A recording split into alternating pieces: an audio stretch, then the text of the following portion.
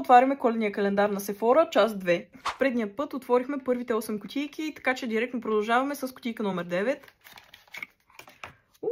В нея се крие продукт на Moroccan Oil, като това е тяхният Moroccan Oil Treatment, което е олиото им за коса.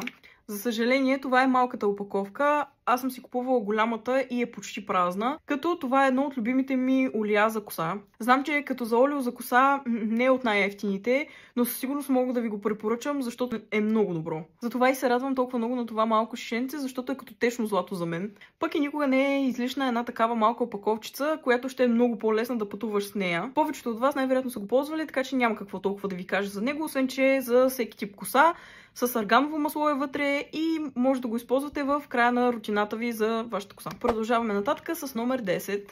Много интересно.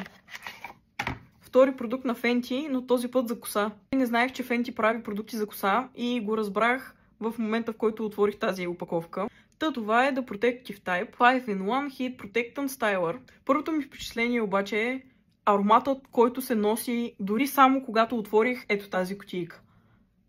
Мирише наистина уникално, а дори не съм го отворила. Аз напоследък доста започнах да обръщам внимание на косата си, защото спрях да се изправям трайно и косата ми придоби изключително ужасен вид. И за това са и нужни доста продукти, така че това със сигурност ще влезне в рутината. А пък ако ви е интересно да разберете какви продукти използвам за коса и как се грижа за нея, може да ми напишете долу в коментарите и ще направя цяло видео за това как я поддържам.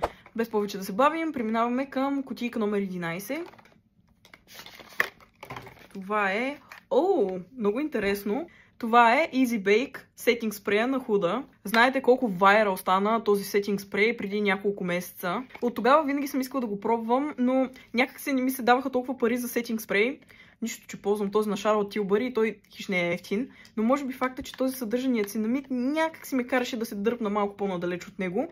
Но ето, че всичко се случва с цел в този живот. Така че това е мъничката опаковка и ще е достатъчно да я пробвам и да видя дали всъщност ми харесва. Пък ако ми хареса, видиш ли, мога да си купя и пълноразмерния продукт. Аз в момента нямам много грим, но ще го пробваме.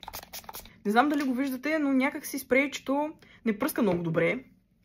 После трябва да мина с Powder Puff отгоре, защото остават леки капчици, което честно казвам изобщо не ми хареса за сетинг спрей. Сега се сещам, че имаше някакъв проблем с тази опаковка на тези спрейове. Металното топче вътре, което чувате, някак си се заклещваше ето тук горе и спрея не можеше да пръска. Не знам дали този е от новото производство и е подобрен, но честно казано не съм толкова впечатлена от него.